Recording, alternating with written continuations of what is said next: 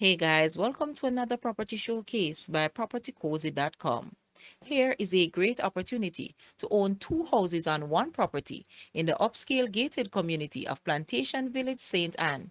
The already finished cottage at the rear of the property boasts two bed, two bath, equipped with AC and water heater.